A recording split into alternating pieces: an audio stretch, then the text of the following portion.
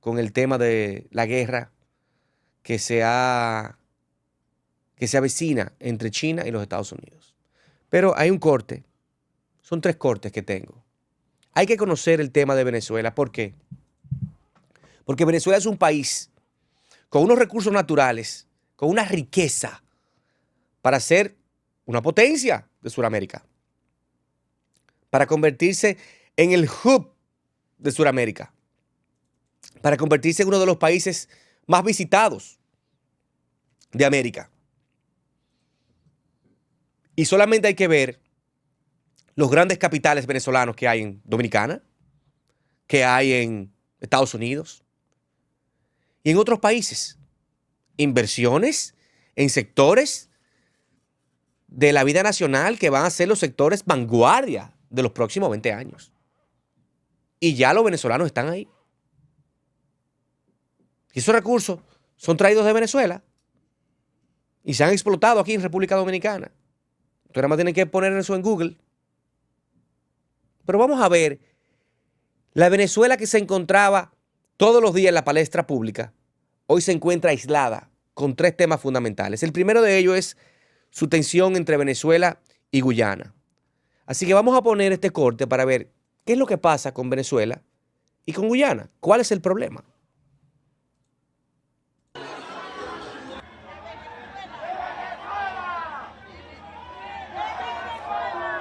La presencia de un buque militar venezolano en zona marítima por delimitar frente a las costas de la región del Esequibo reactivó la disputa que mantienen Venezuela y Guyana.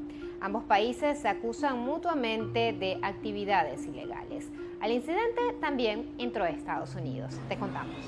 Antes de entrar en el nuevo episodio de Controversia, hay que recordar que Venezuela y Guyana llevan más de un siglo sin resolver la disputa por el Esequibo.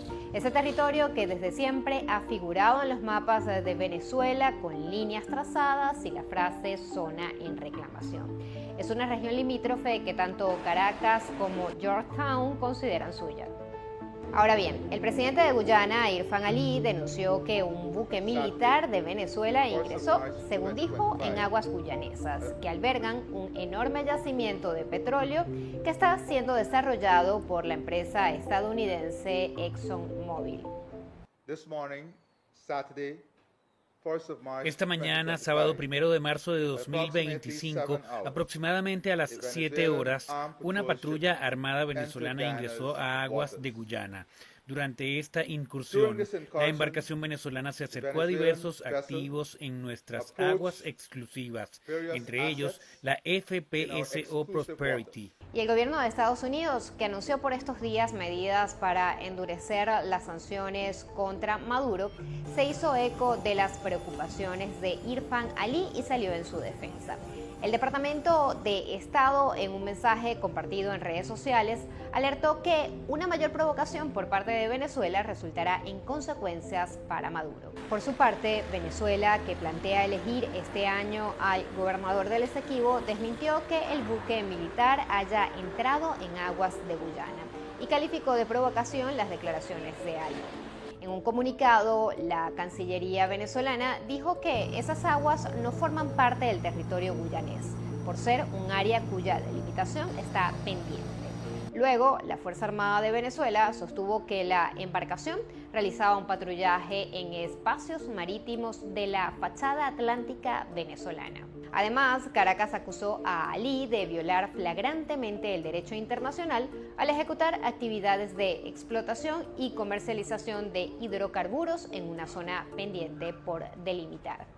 Ali desmintió esa acusación y sostuvo que los buques flotantes de producción, almacenamiento y descarga de ExxonMobil están operando legalmente dentro de la zona económica exclusiva de Guyana.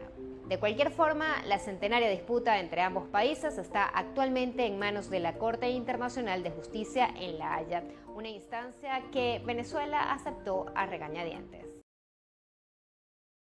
Ya podemos ver cuál es la tensión entre Guyana y Venezuela y que esta tiene el auspicio y el respaldo de los Estados Unidos y de otros países importantes de la región. Hay que seguir de cerca este conflicto porque es algo que puede provocar un problema mayúsculo para Venezuela. Por eso es importante que sigamos de cerca cómo se va a manejar, porque ya no es un conflicto dentro de Venezuela. Entonces las cosas cambian. Ya fueron objeto de críticas por esta situación y ya Estados Unidos ha impuesto su punto de vista sobre el mismo. En otro orden, hay otro corte que quiero poner, que es el de Venezuela energética. Venezuela anuncia un plan energético. ¿De qué estamos hablando? Para que veamos hacia dónde va enfilando el gobierno para poder suplantar o poder subsistir en caso de que salga Chevron este 3 de abril. Vamos a escuchar el asunto energético de Venezuela. Presidencia de los Estados Unidos, hay varios países que están reacomodándose o cambiando algunas estrategias en su producción. Por ejemplo, también el caso de Venezuela. Tal es así que tiene que presentar, lo hicieron el día de ayer, o anunciaron, un plan llamado Independencia Productiva Absoluta. El gobierno venezolano anunció ayer este plan para su autonomía energética después de que la administración de Donald Trump haya decidido suspender la licencia que permitía a la petrolera estadounidense Chevron operar en el país latinoamericano, en Venezuela, que deberá terminar sus actividades antes del próximo 3 de abril. Por este motivo habló Delcy Rodríguez, la vicepresidente venezolana, y dijo: el presidente Nicolás Maduro ordenó la activación del Plan Independencia Productiva Absoluta para que nuestra industria de hidrocarburos y la economía del país siga su recuperación estable y diversificada.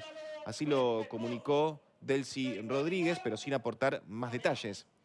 En esa nota, que era un comunicado publicado en Telegram, las autoridades venezolanas acusaron a la Casa Blanca de haber sucumbido a la presión de la oposición y al lobby del extremismo venezolano al tomar esa medida con Chevron.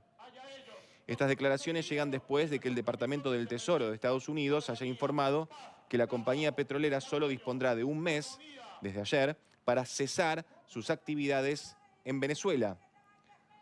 A finales del mes pasado, el presidente de Estados Unidos anunció la suspensión desde el 1 de marzo de las concesiones que su predecesor en el cargo, Joe Biden, brindó al petróleo procedente de Venezuela.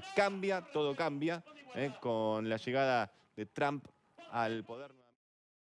¿Cómo va a sentir Venezuela la salida de Chevron?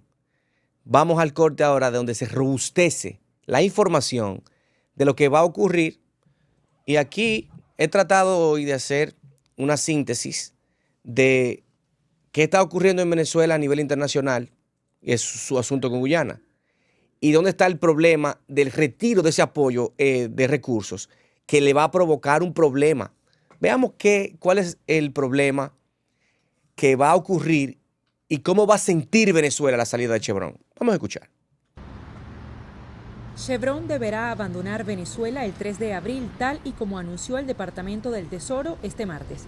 Este plazo acelerará el decrecimiento económico y la inflación que habían previsto analistas para 2026. Seguramente hacia el segundo semestre empecemos a ver más impactos en el mercado cambiario y también impactos en términos de crecimiento. Las autoridades venezolanas alegan que la sanción que impide a Chevron producir petróleo en suelo venezolano y venderlo en Estados Unidos fue pedida por lo que califican como sectores opositores fracasados.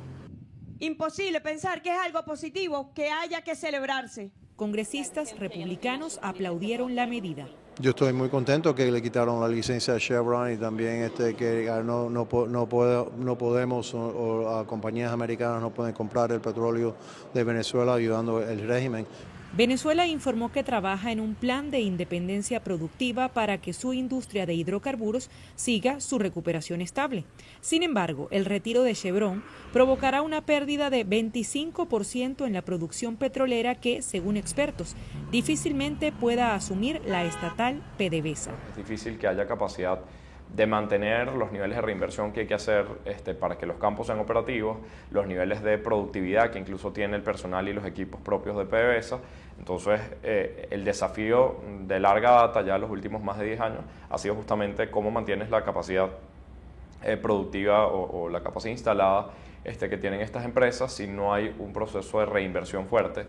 Sin embargo, el economista Jesús Palacios cree que en el mes que tiene Chevron para poner fin a su actividad en Venezuela, podría abrirse espacio a una negociación que le permita a la compañía dejar un mínimo de empleados encargados de mantenimiento de equipos para no tener que liquidar todos sus activos en el país.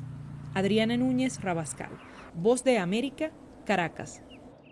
De cerca lo que hay que seguir es cómo va a manejar el presidente Trump y la administración de los republicanos el tema con Venezuela. O eliminará el contrato de Chevron, o le dará un aire al contrato de Chevron, o se manejará tímidamente. Entiendo que lo que se persigue con esto es desangrar el régimen, porque ha desangrado el país. Pero como se le extendió la licencia hasta abril, hay que esperar el 3 de abril para ver qué sucederá con eso. Pero lo que tenemos que estar atentos es que Venezuela en estos momentos está aislada y va a tener una baja del 25% de la producción de su petróleo. Estamos hablando de miles de millones de dólares. Y que fue lo que le dio el aire a Venezuela en el 22. Si no, no hubiera sido posible el crecimiento de Venezuela, ni el instauramiento de ese régimen, porque las condiciones en Venezuela se van a seguir deteriorando. Finalmente, hay una guerra entre China y Estados Unidos. Mientras tanto, es de boca. Mientras tanto, es comercial, porque se impusieron ya el 20% de aranceles, que fue el duplo de lo que se impusieron la vez pasada. Estamos hablando de un 20% de aranceles a los productos chinos que entran al territorio americano. Esto ha provocado a que China dice a Estados Unidos que está lista para cualquier guerra con su país tras la imposición de los aranceles con Trump. Sea una guerra económica, sea una guerra de la que tú quieras, nosotros estamos listos. Y así ha convocado a su plana mayor en China, donde también le van a imponer aranceles del 15% a empresas americanas.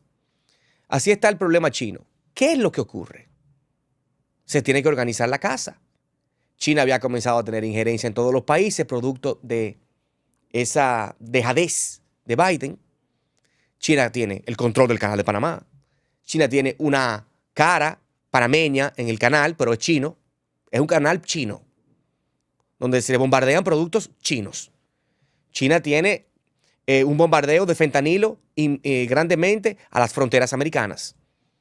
China silenciosamente, mientras los otros tenían agendas idiotas, agendas desenfrenadas, liberalistas, China estaba trabajando, preparando a sus ingenieros, llevándose las empresas americanas e instalándolas en territorio chino. China se ha preparado para pelear de tú a tú con los Estados Unidos. Ahora, hablar de una guerra entre Estados Unidos y China, yo la veo muy difícil. Y le hago una explicación sucinta. La base militar más cercana que tiene Estados Unidos cerca de China puede ser las Filipinas. Está a 15,000 millas de un país de otro. Es sumamente difícil ver ese escenario. Pero hay que hacer fuerza para organizar la casa. La verdad es que China tiene una injerencia mucho mayor que la que tenía hace 5 años. Porque Trump empezó a decir, señores, vuelvo y repito aquí, Trump está haciendo lo mismo que realizó en su primer mandato. Es decir, China me está entrando aquí 400,000 millones de dólares en el 18-19. Yo no puedo seguir permitiendo eso. Yo tengo que traer a mis empresas para acá. Yo tengo que hacer mis productos aquí, preparar mis ingenieros. Y eso basta con hacer un Google y buscar el USTR, el representante comercial de los Estados Unidos, por sus siglas en inglés, USTR. Y esa era la política de Trump. Lo que pasa es que ahora le ha costado más porque China tiene más injerencia. Hay un problema entre Ucrania y Rusia. Había un problema más grande en Israel. Tiene el problema de Venezuela, agudizado, con todos esos millones que le dieron a Maduro. Tiene un problema en Nicaragua, el problema de Cuba, en la región. lo que importa aquí es que se pueda nivelar la balanza. Esto de hablar de guerra contra China es muy difícil. Eso no se puede ver a la ligera. China ahora ve el rompimiento de Trump con la Unión Europea y el alineamiento que hay contra Ucrania, siendo China un socio principal y amigo de Corea del Norte y de Rusia. Los juegos están girando y están cambiando. Hay que seguir atento a esto porque cualquier cosa que pase entre estos países que nos benefician a los países más pequeños de una forma u otra, es bueno seguir y estar atento al mismo. Porque hay que establecer que no importa lo que se ha invertido en poder militar. China invierte 245 mil millones de dólares. Un 7% de lo que, un 7% más está invirtiendo para esta vez. Estados Unidos invierte 1,6% de su presupuesto a nivel militar. Pero está muy lejos. Y no tienen aliados cercas para combatir con China.